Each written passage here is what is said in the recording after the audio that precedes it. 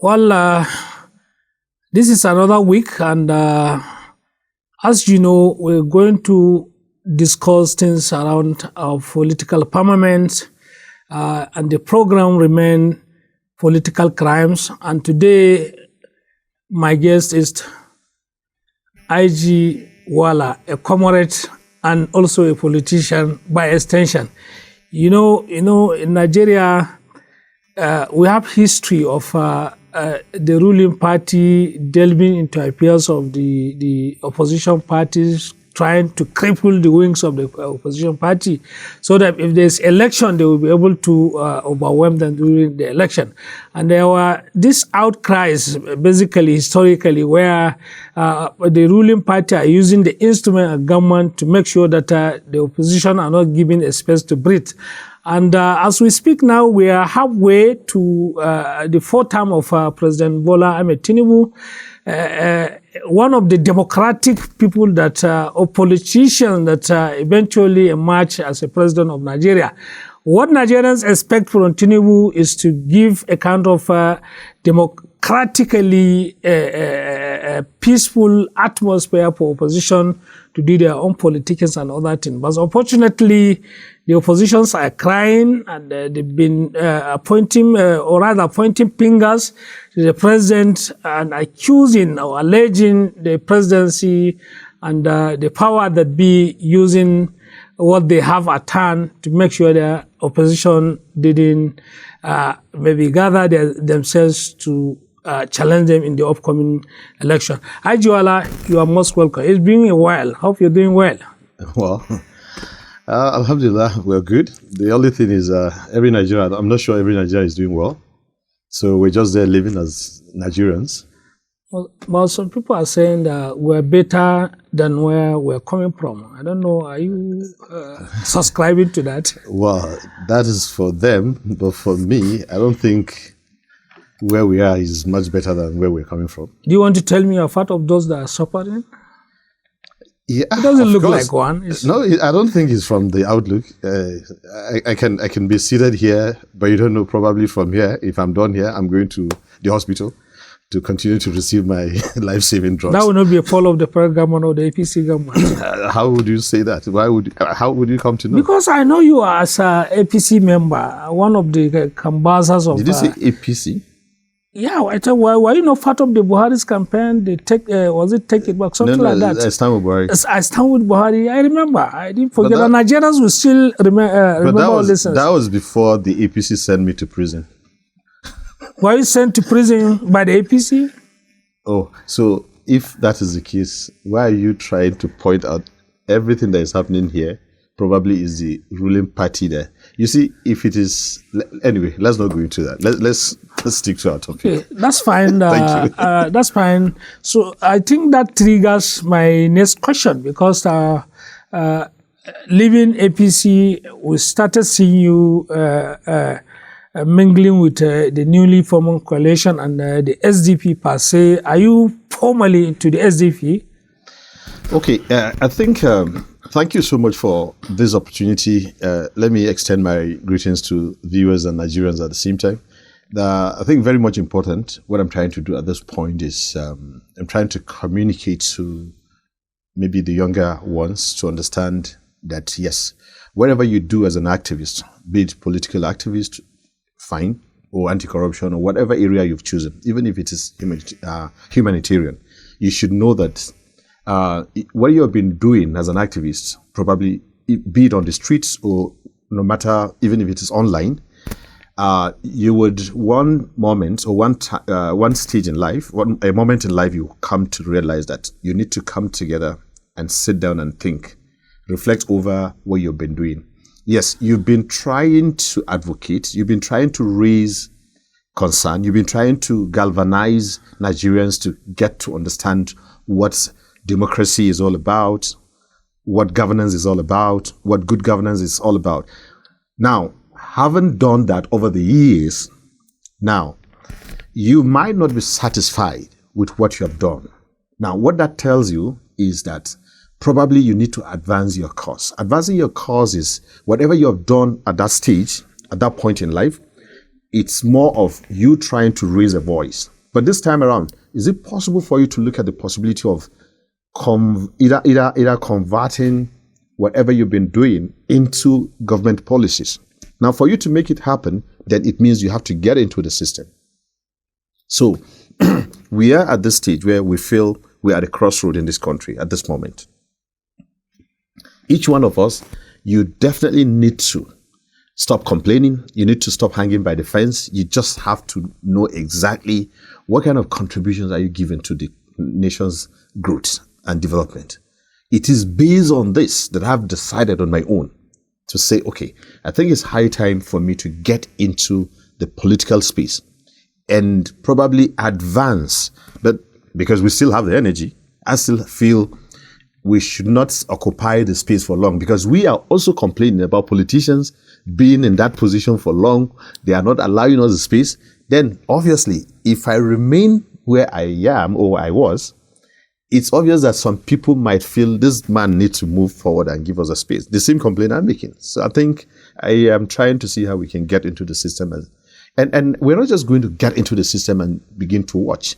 Probably we're going to be the third eye when we get in there. You watch beyond the ordinary people. You want to see the way, more than or far beyond what people have been saying. Actually, like you said, I don't know, do you feel, more especially with the kind of money backs politics, you have the energy, and Nigerian elections are so expensive, even to an extent that even the statutory amount that are being legally allowed for the campaigns and spending during elections, you understand, are just a kind of paltry sum that can be spent. And people are spending more than, and the authorities are not checkmating that. Sometimes you find out even at the polling units, people are still giving money. So it's two things. You must have that energy, but finances too matters in the election in Nigeria. And I don't know, are you still advocating that people should still be using money to cajole the people to vote for them? Because that is why sometimes people feel like it's their own birthright, because I paid for you to give me your own vote. So at the end of the day, it doesn't have voice to speak against whatsoever I've been doing. Yeah, interestingly, this is a very serious issue. I think it's not just Nigeria, Africa, but at the same time, in fact, even some of the developed nations, we know how money plays when it comes. I mean, how money is important when it comes to politics, especially towards elections. Now, narrowing down to our own experiences here, it is true that people like us, we're not coming into politics because we have money, because we believe money can make it happen. No, I think. Over how many years now? Over 2 decades, let me say, our democracy has been stable without the interference of the military and all that. Now, if you try to reflect over what has happened over a period of time, like over 20 years, I think we have evidence enough to sit here, use the media, and begin to tell Nigerians, especially the younger Nigerians, who form the majority of the voters today in this country. We should be able to tell them, and they should be able to listen. One, because we are, myself, at this age that I am, I think I'm with my contemporaries, we should be able to give glory to God that we happens to be a lucky generation, yet a generation that has much more of the disadvantage. Because we found ourselves in between the political class that have been even in the system before now. Right from the time we've been in primary schools and secondary school, we've been hearing these same names and same people, worshiping them as political leaders.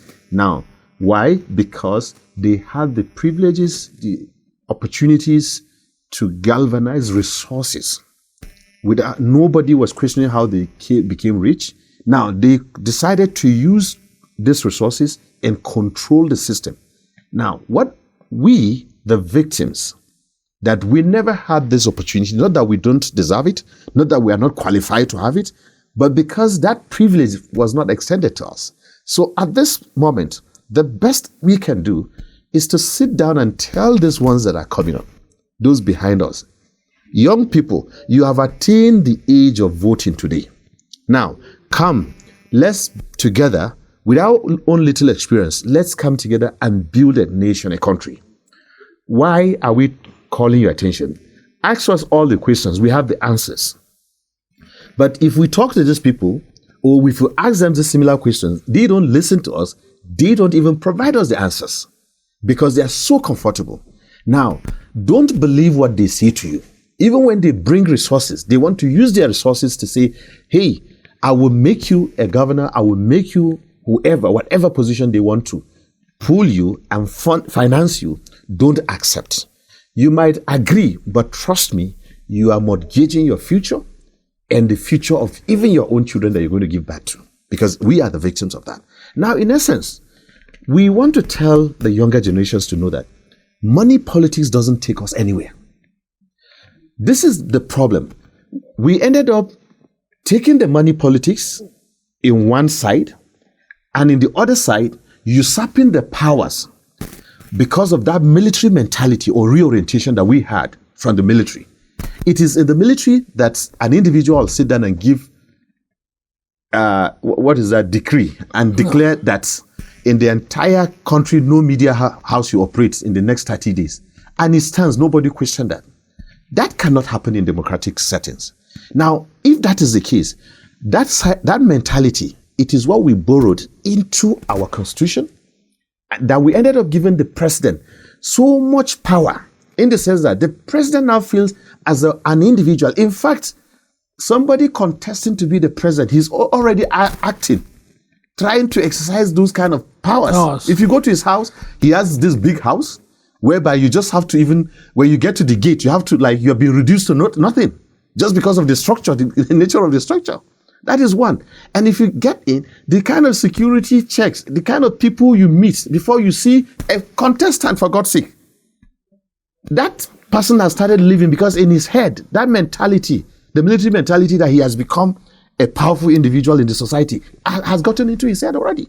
So in essence, this is what is not making the system work, because we allow just individuals to have this in the back of their minds that already they are the powerful human beings.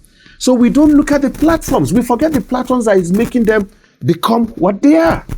But Ajiwala, sorry to come in. This is very important thing you're saying. You are one of those people that supported General Buhari. General Buhari is one candidate, led General Buhari, was one candidate that people believe is very accessible. They can see him anytime they want.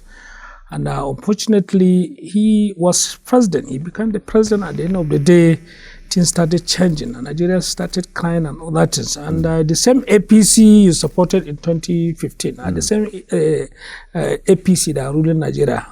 What gets wrong there? Thank you.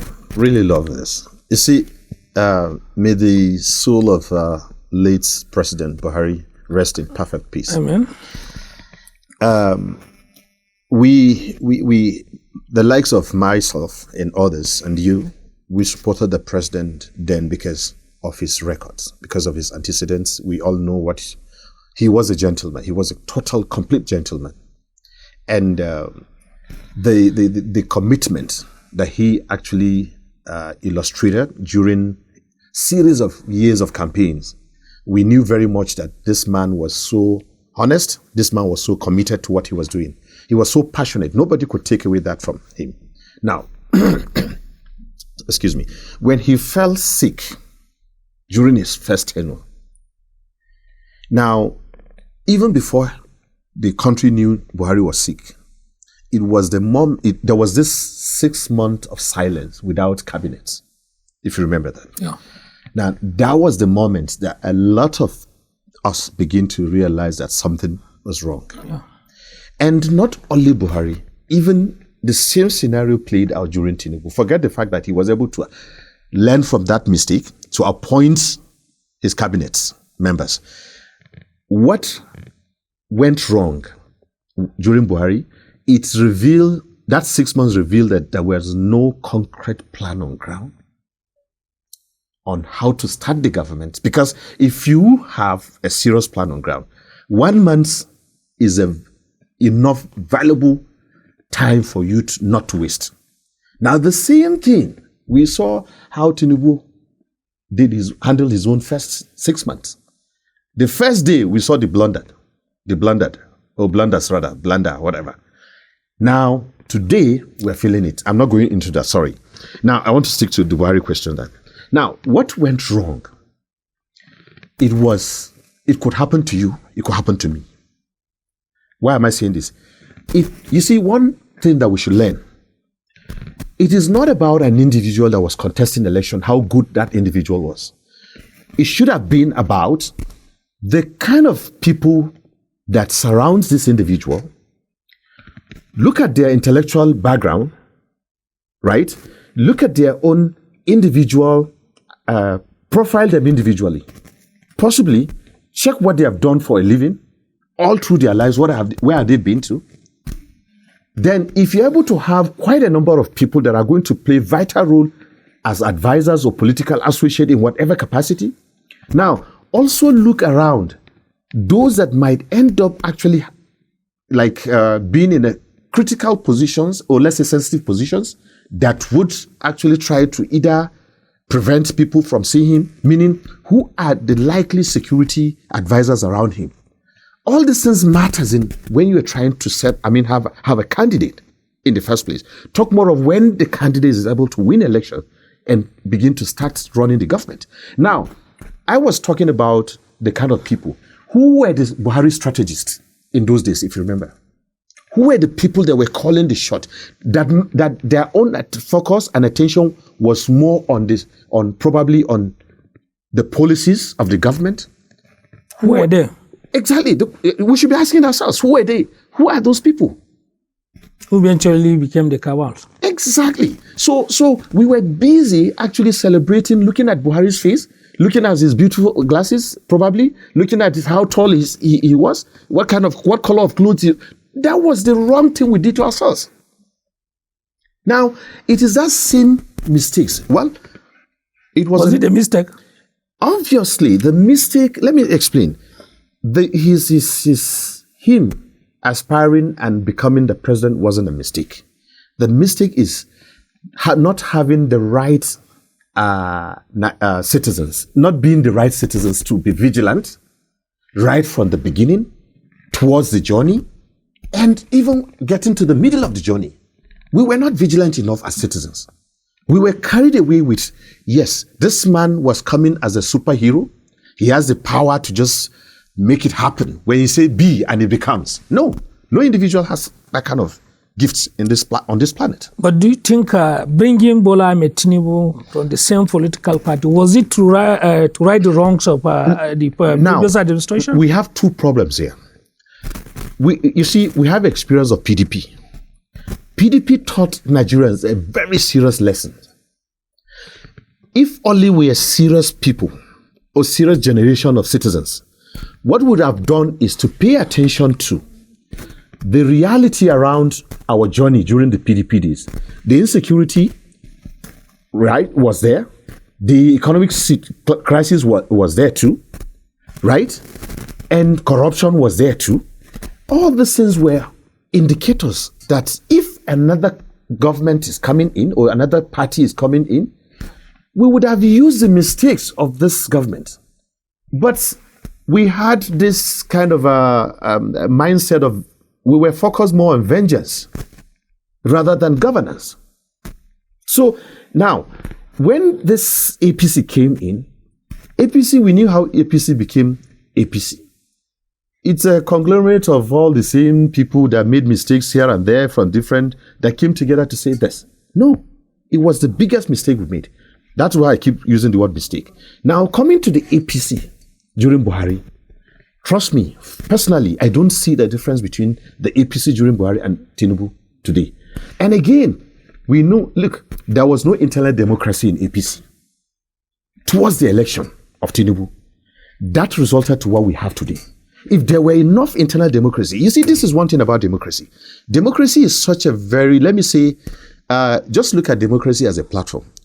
But I want you to imagine that you can never size democracy as a platform because it's so large, so big, to the extent that democracy can accommodate opponents and opposition.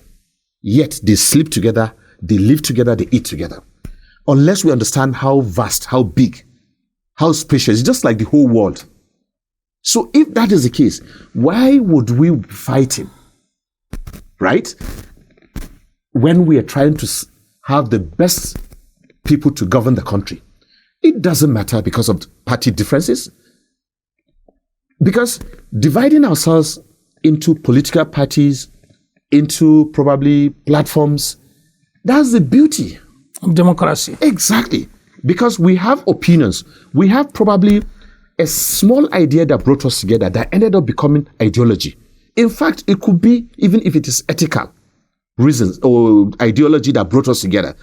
As far as our ideology can accommodate, can tolerate, can also give others the voice, the chance to express themselves.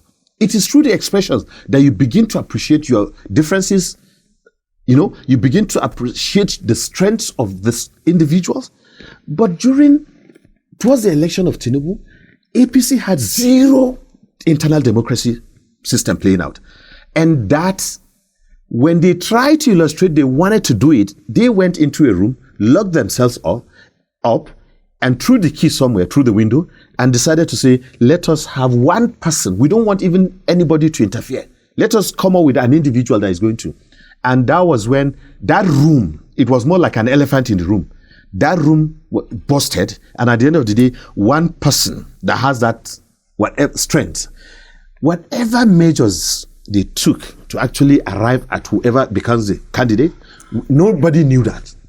I don't know, you as a media person, you could tell us what happened. I don't know. That was the problem. That was part of the problem. Now, finally, we woke up and realized that one person now emerged and was putting in structures and all that. And before you know, we now decided to see infighting. Because that wasn't a democracy. They were fighting among themselves. And finally, we had Tinubu. You saw what happened. Now, what am I trying to say? I'm trying to draw our attentions to learn from these lessons. Whenever you deny that internal democracy to thrive, trust me, it is a danger to yourself. You can never enjoy ruling the country when you deny people the chance, because you continue to deny everybody. Even your own children, you deny them. Even your own family members, you deny them. Because you've denied your party members to say things, to express themselves, which would have been useful to you. Mr. Wala, in the course of your discussion, you speak about opposition and internal democracy, and opposition in politics or in democracy is an integral part of the democracy itself. Very well. And recently there was this outcries, especially by the opposition, the SDP and even the PDP, that the government at the center are using the instrument of government to muzzle the opposition, especially with the recent arrest of former Governor of Sokoto, Amin Waziri Tambol, who eventually was a former Speaker of the House of Reps. You see, it's we don't even need to discuss this. It's obvious that just what I just landed by. I was saying he denied even his own people from speaking. That's his own party, on how they can arrive at the best candidate. What more of the people from the opposition? Now it continued. We remember how Professor Usman Yusuf was arrested because he was so vocal. Remember that. We also remember how El-Rufai, the intimidation. They know very well that there are certain individuals. Also in campaigning yesterday in Kaduna. Exactly. So they were targeting, they thought they could just try to use whatever powers they have, which is wrong. That is not democracy. Now, look at what they did to PDP, for God's sake. Now, where is Wike? For God's sake, what party is Wike today, if I may ask you as a journalist? It's a PDP member. Really? Of course it is. What kind of democracy is that? The fault may be from the sub-party, because when you're talking about the internal democracy, PDP should have a kind of laws that will handle such a kind of no, I think could that be anti-party or something? Someone belongs to your own political party and serving a different government, different political platform, and his party are still watching. You see, lack of indiscipline in Nigeria, it's real. You see a taxi driver, you see a wheelbarrow pusher in the market, you come to institutions, you see what the lecturers and the students are doing. Well, in this case now, we're talking politics. In this case, who's to blame? Is it Wike or the children? If children in a family are disrespectful, are not disciplined enough, of course you blame the parent. You blame the PDP as a parent platform that made Wike who he is today. But it's obvious that we know the Bola Ahmed Tinubu of those days in Lagos as a governor, knowing who he was, coming to the point that he became the president, definitely, you know that his political romance with Wike, you know very much that is not in the interest of Nigerians. It's not. Let me tell you, Wike, no matter what happened, if Tinubu said, I want to do, what do they call this government that if after winning election you want to bring everybody together and say, I want to government of unity, right? Something like that. I want to form government of national unity. Yes, you want to bring people from. There was this government of national unity during the later Umar Musa Yar'Adua. Well, yes, of course, there are some people from the different political parties came NNPP, yes, NNPP and now, joined. You know, they capitalized on that. That was the call that the President Tinubu made, and Wike now happens to. But we know, Nigerians know very well that. But in that one during Yar'Adua, there was a kind of unanimous agreement between the two parties. And the pedigree of the president then, the late president. What we are seeing from Wike now, it's like his own unilateral decision that let me be in PDP and be serving or supporting a different political party. There was no critics of this government that spoke in every platform that mentioned Wike without mentioning to you what Wike did to, how Wike condemned himself for finding, even if he dreams of going to work for APC, he has condemned that. But where is this man? So I think we should be able to teach the younger generation to learn from the mistakes. Now, I wanted to actually stress a point when you talked about the government using the instrument of coercion to silence dissent voices and all that. Let me explain this. You see, I think we should understand the danger ahead.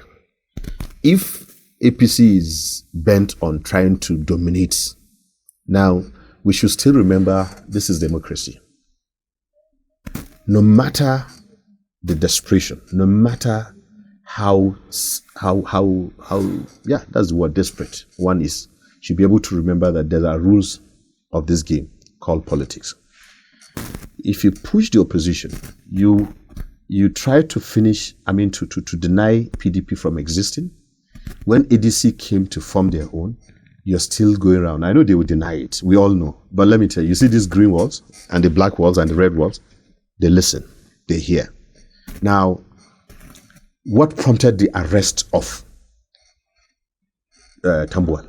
Well, Mustawala, before we start dwelling on what prompted the arrest of Tambuwal, we go on short break. When we return, we discuss on the issue of Tambuwal and others on the issues, especially within the opposition party, particularly the ADC, where you seem to belong. Well, viewers, if you're just joining us, this is Third Eye Africa TV, and the program is Political Crimes. We've been discussing about opposition politics, especially with the recent happenings within the Nigerian political demography, where some oppositions, including major opposition, the PDP and the newly formed coalition and the ADC, are pointing fingers at the federal government, witch hunting their own members. When we return, we continue from there. We're talking about South and the North. You talk about middle belt. Currently in Nigeria, we don't have middle belt. North Central is what we have. Okay. And they are included in the North. If the perception is because Nigeria is standing on a tripod, you have Igbo, Hausa, Yoruba, they are the owners of Nigeria. That is a very wrong perception. These are major tribes in Nigeria. Simple. Yeah. Nigeria is owned by every single citizen of this country. If you go to civilized nations, they possibly have, stratified their political parties such that those who play at the national level are there. And at the local level, you have other minor political parties playing there. And it gives sense of belonging to every citizen to be able to contest. And in fact, once you have joined APC, all your sins are forgiven. It's okay. It's okay. Off your mic. It's okay. This is Third Eye Africa TV, exposing crime, savaging the nation. You're welcome back. This is Third Eye TV, and we've been discussing with Ibrahim Garbawala, aka IGWala. I know people know him as an activist who transformed into a kind of a politician, and recently the ADC member.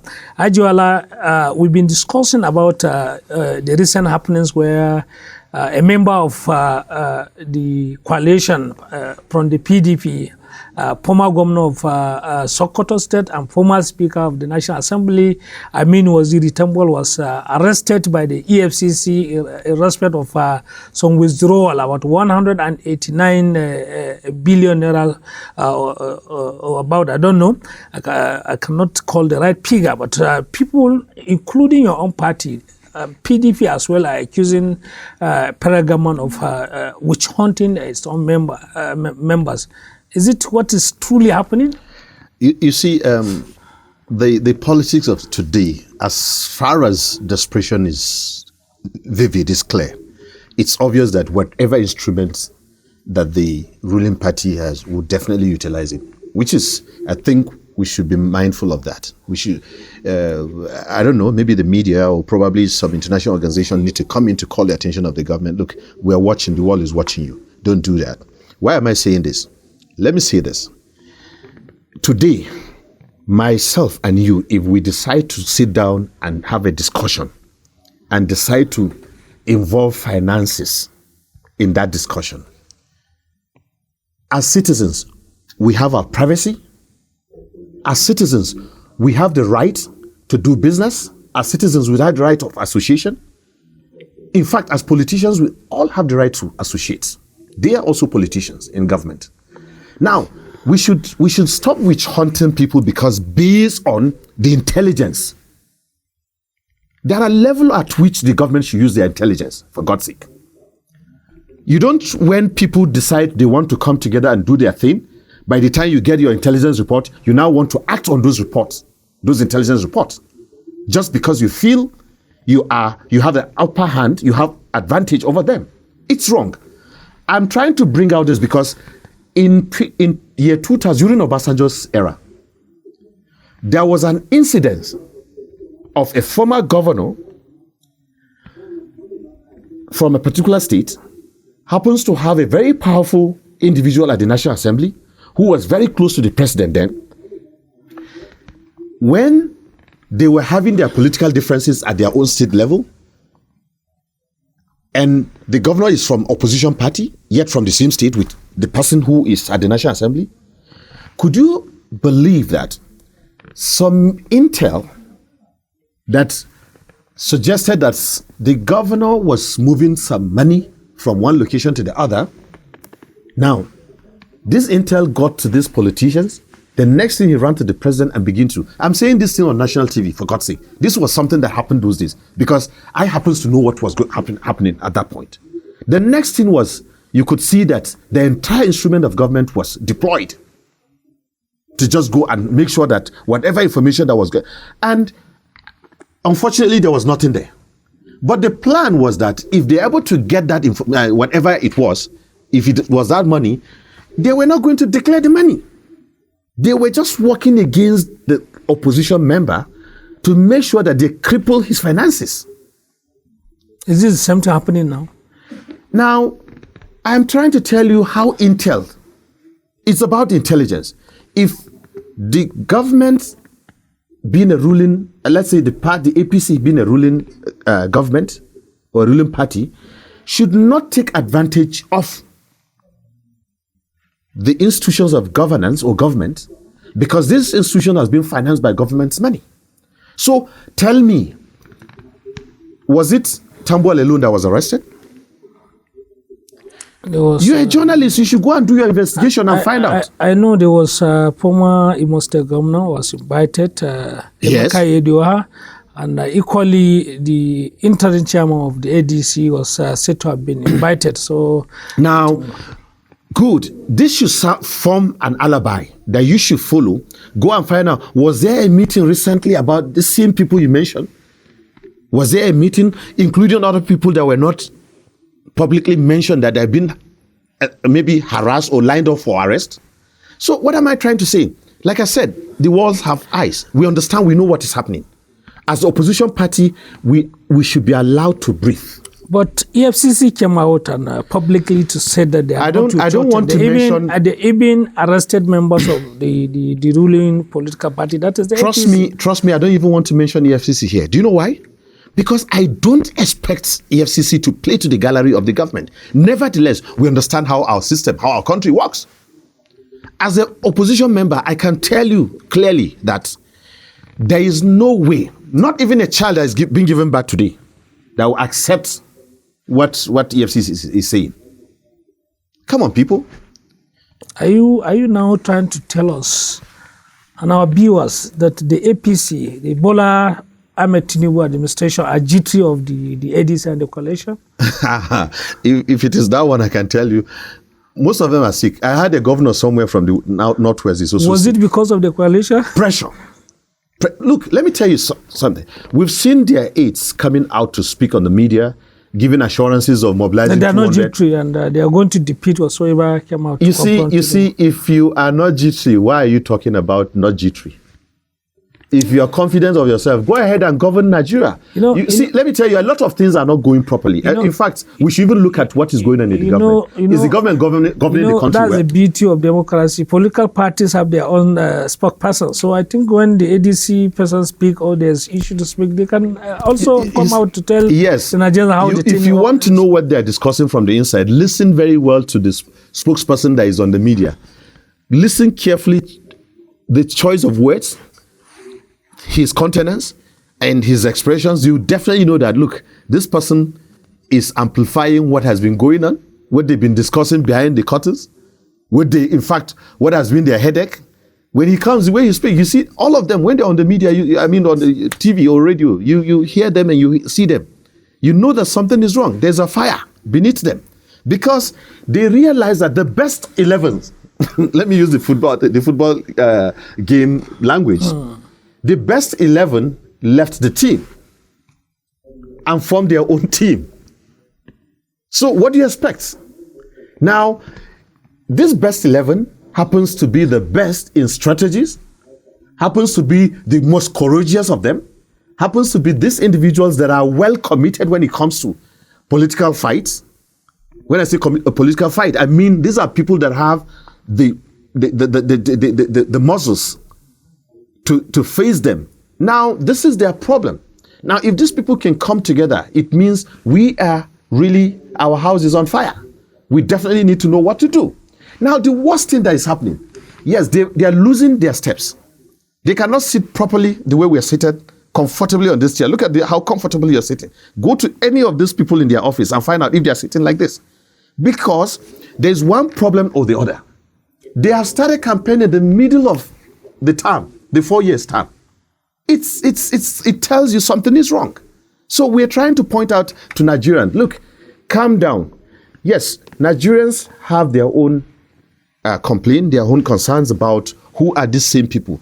It appears as if it is a game whereby the same people that were in governance, they were together with these people, happens to say, no, we're not going to work with these people because these people feel, no, it is a game. Nigerians, let me tell you, it is not a game.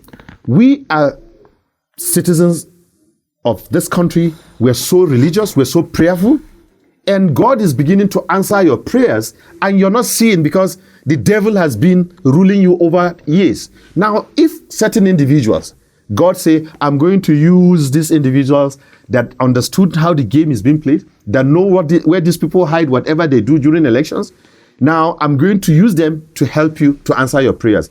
That was exactly what happened when God, in the house of Pharaoh, the kingdom of Pharaoh, he was able to raise Moses. And that was how Moses became the savior of his people.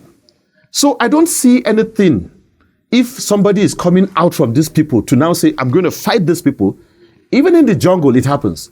But the questions Mr. Wala, Nigerians are asking, the same Tambuwal, Atiku, Tinubu, 2014, 2015 came out and fought against the PDP. And people are still asking, why will the same people be going from this platform to this platform in the name of fighting for Nigeria? Is it not going to be the same thing? That is 2027? Thank you. That's the beauty. Please let me answer this. That's the beauty of democracy. You see, if it were military settings, some people would have been taken to firing squad. That would have been mutiny. That would have been, they would have been described as traitors and all that. Before you know, they will be fired. In fact, where they should have been. Oh, they will be, sorry. But here, the beauty of democracy allow freedom of association. Now, what I'm trying to point out clearly, Nigerians should be happy. It is no any group of people that can team up from the outside to come and wrestle these people and take power from them. Now, when I mean taking power from them, because we've been crying for ages, for decades, we've been complaining. Now, do you expect myself, you, and the crew, in the TV crew, technical crew, to come together and say, we are forming our own political party, we're going to take power from these people, we're going to save Nigerians? Is it possible? It's not possible, my brother. We've seen the likes of Sowore. In fact, let's just go to South Africa. Look at what Julius Malema has been doing for ages. Everybody loved Julius Malema, both in Africa and out of this continent. But today, Julius Malema is getting old, right from him starting his struggle as a member of the party from the inside ANC. And that was how he formed his own party. He learned as a youth leader, he was able to learn the interests of the same people. So the experience, if you want to go into governance, you must learn from these same people that have been misgoverning the country so that you don't go and jump into the same mistakes that these people have been making. So Nigerians, I think the ADC formation, the coalition, is a good signal that God is with us. It is unrealistic for us to sit here and be telling Nigerians that, don't worry, I've never been in the government. I know what we're going to do. The system, even the constitution alone, the complexity of this country based on ethnic settings and the diversity we have from different backgrounds and all these things, you definitely need someone who understands how this system works. Because to campaign alone, these people have set standards. They are operating on a standard. If you come from outside, you just asked me a question about funding, how expensive election is in this country. Now, how realistic do you think a group cannot just come? Do you know what it is to set up presidential structures across this country? Just imagine how much you're going to have. If we are to say the masses are going to now have their own candidate, their own political party, the masses, how would they achieve that? How would they compete with these people? Now, it has to come from the inside. Yes, even your child can be wayward, can actually be a trouble child to you, but you never throw this child away. So Nigerians, these politicians, it's more like an institution. If I go to universities and see how some people have been in university for the past 10 years, they have not graduated. The university did not send them packing because that same person has his own advantage in that institution. It's there for him to decide whether he wants to move on, he wants to remain in the university pretending that he's active. He's a student. But do you think with the prevailing situation whereby there's this alleged witch hunt by the EFCC and government instrument, do you still expect that the ADC... No, it's a usual thing. Even Bola Ahmed Tinubu himself was harassed. He was also, where is he coming from? I don't even want to give him that privilege. Use my valuable time to talk about his own days. No. We should dwell more on, trust me, no matter the intimidation, the harassment from the ruling party, it will never stop democracy from thriving. That's one thing I know. Especially with the caliber of individuals that are in this coalition. Nobody, no. At most, it's prison, right? Let them come and take us to prison and see, are we going to rot in the prison? We'll come out and still continue from where we stopped. Most of these people that got arrested and even remanded in prison, most of them if they came out, doesn't speak as they were speaking before. Was it the strategy of the government? No. Let me explain this. You see, individuals, I cannot sit here and speak about individuals, but you know myself personally. I am a victim of persecution. I came back, I continue. So an individual difference is, yes, we might not know what happened. Probably there was a kind of understanding and agreement that say, okay, this is what we're going to do. That is left for them. But I can tell you that we want good governance to thrive in Nigeria, and we want these old politicians in their own context allow us to have a fresh air. Let us breathe. Meaning, let there be more inclusion in governance, whereby open up the space, let's brilliant people from academia, from the media, from the business space, from wherever, let them come into the politics. Let them also fund their political parties. Allow parties to be registered. Allow individuals to also have a choice of where to be. Don't cajole them by all means. Don't witch hunt them because they are corrupt. They have corrupt cases to go and make them work for you even when they say they're going to remain in their political party. This is what is happening. Now, this is one area whereby I don't know how PDP is going to come out of this. PDP has actually been a bad parent for her own children. Yes, because you left your children to this all over everywhere. Even bandits are using your children. Even desperate politicians are coercing your children. As a father, or as a household, what good do you have to contribute to the country or to was the, it not the fault of the society? father? Because like if you're talking about PDP, we see like some governors from the southern part of the country who eventually are leaders of the party and are still joining the is the instrument of coercion that has been APC. deployed to them that's actually working on them. Even So that cannot even work for after us. they have immunity, because nothing will happen. They are governors and they are still that is the problem. That is, you know what happened? The desperation. I keep using this word because that is the right word to use. You see, these people, it's not just about the harassment. It could be probably some business privileges being extended to them. Yes, because the Tinubu administration deny people, deny the society, the entire country. In fact, we were having, I could boast of running my business as a citizen. But ever since the removal of subsidy and the floating of the Naira, it actually cripples and kills the economy entirely. Now, individuals are suffering. So don't be surprised. Even the government, those individuals are within the opposition that the APC is interested in working with them, in forcing them to work with them, have their own problem in one way or the other. So they will definitely capitalize on probably the weak points of these individuals and see how they're going to maybe coerce them into accepting to work with them. Why do you think Wike is working with Tinubu? Is it because Wike is the best person that can deliver whatever they wanted? No, look at what is happening in the outcome of Wike getting close to Tinubu. Look at the outcome in Rivers today. So what else are we going to tell? I don't think we should sit down and be looking into failures and celebrating failures or talking about failures and giving it prominence. No, I don't believe in that. Talking about failures, how do you assess the present administration? Because recently, when they brought out their scorecard during the second year anniversary, they said that they have done well for Nigerians and in terms of economy and all that is. Though Nigerians are crying and all that is. Were you part of those people that said, we say it wasn't that good, or maybe it's bad or worse than where we were coming from? What were their campaign promises?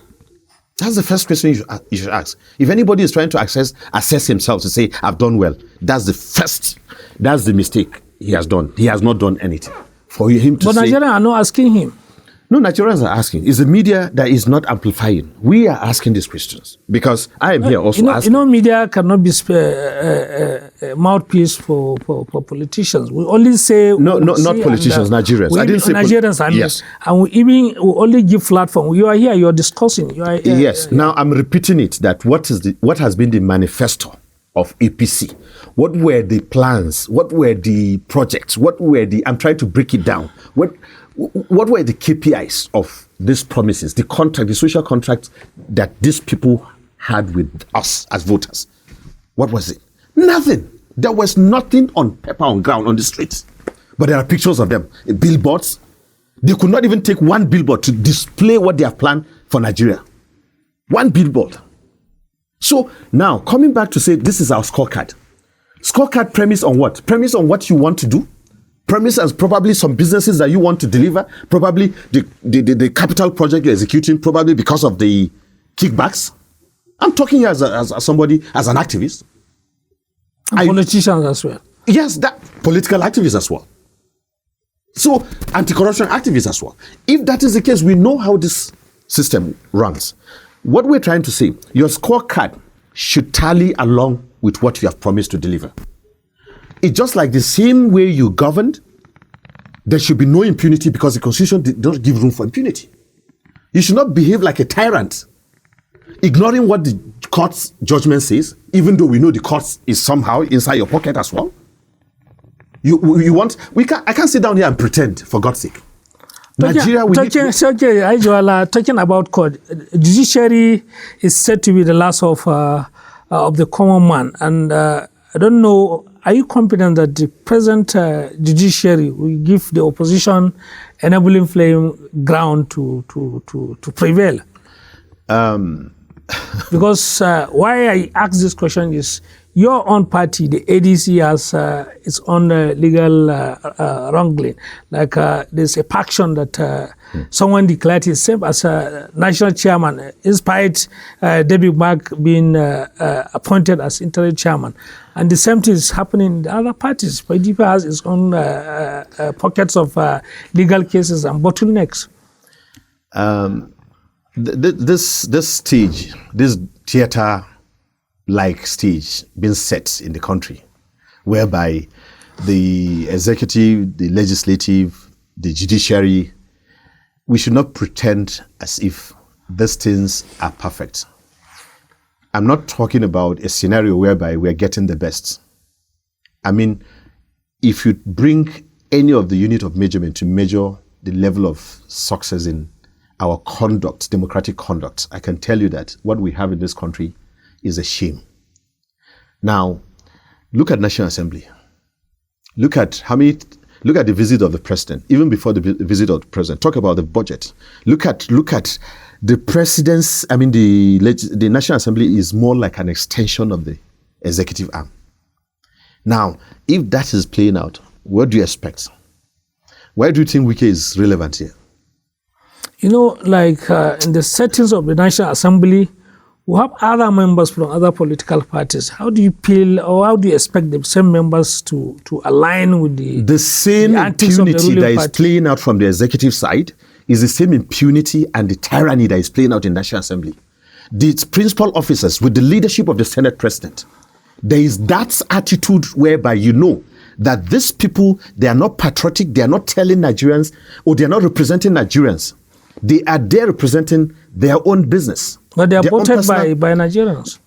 Let's assume they are voted by Nigerians, but they betrayed Nigerians. For them actually turning the trust that the citizens have given them into their own personal interests and turning the whole country into an enterprise whereby they decide to say, okay, we're into a joint venture like SPV. You have this, I have this, I'm going to do this, I'm going to do this. If the citizens are crying coming to National Assembly, the executive will now push them back to where they were. They go to judiciary, the court, to interpret what the Constitution says. They will now tell them, go back. And these citizens are left in between. Insecurity is eating us. The poor economic policy, the lack of capacity to even govern. Tomorrow, you see the budget, 2024 budget is being funded by revenues of 2025. You don't know whether we're going to go back in 2024 if we wake up one morning, because but appointments are being reversed. But still, tell me what is happening. That would be the fault of the members of the National Assembly who are responsible to checkmate all this during their own oversight. Before we wrap up this program, I want to bring this scenario now. In 2015. An opposition party led by Muhammadu Buhari won an election and wrested power from the PDP, That was during the Professor Jega as a INEC chairman. Yeah. Do you think if eventually the coalition succeeded in winning election, how do you have that confidence in the present INEC? You see, thank God you're asking that question. It's obvious that there are problems. We have problems everywhere. But let me tell you, we can, as humans, as Nigerians, will only do the best we can. God will be on our side. Reason being that, look, in as much as this country, with the amount of people dying on daily basis, with the number of people misplaced, with the kind of level of insecurity and hunger and all this misgovernance, I tell you, the opposition party is determined to make sure that, look, we are out to make sure there's good governance in this country. Whatever it takes within the ambit of the law to make sure that, yes, there's a new government in Nigeria, we're going to do that. So we don't care whatever challenges, whatever hurdles that are much more of, I can say evil hurdles. How are they evil? Evil, and what is the opposite of good? When we say bad governance, it's evil governance. The word bad, evil. So do you want to tell Nigerians that the crisis bedeviling the opposition now is being orchestrated by the government? Well, the government is large when you say government, but the political class. Because they have their own problem. We have seen what has happened in Gombe, where you came from. When the APC have their own zonal meeting, there was crisis. Their own crisis is not internal democracy. It's their own business as usual that is making them to have crisis. Do you think they are going to survive that? Well, wait, let's see. They know what the opposition is capable of. They are aware. They have all the intelligence. They are gathering to see if they can survive or not. That we know. So we're watching. We'll not allow them to come back. Was it yesterday or day before yesterday, the former APC chairman was not part of the campaign for the by-election in Kano? People were asking, and people were just saying maybe he may join the coalition. No, I don't know anything about that. I don't know because all this thing you've been saying. Recently, one of his aides wrote a very powerful write-up against the government. Yakase, our friend. Yeah. People feel like he was a kind of playing the Ganduje's body language. We like you say, Yakase is our contemporary, is our friend. We know Yakase has a mind of his own. Yakase is somebody that can work with whoever, even if he's the president. But when it's time for him to say his mind, he will say it. So I don't think that whatever Yakase has written has anything to do with Ganduje. But one thing I know very well, that Ganduje can never just openly come out to say he's going to go against APC. That I will say, but I don't want to comment on that. I don't know much about that, honestly. Well, since he also from the national chairman is not being seen anywhere. Then you should go ask them. You're a politician. I don't. There's a limit at which my politics, and even in the party, I'm not. Viewers, this very interesting discussion with Comrade Ajiwala, Ibrahim Garbawala, who is an activist and also a politician. He said he's a political activist and a member of the ADC and the coalition member. Yes. We've been discussing with opposition politics with him for the past 1 hour. And this is crime, political crime. And this is Third Eye TV Africa. Join us same time, same station next week. Thank you so much for your time. Thank you so much. You're welcome, Mr. Wala. Thank you. Nice to have you.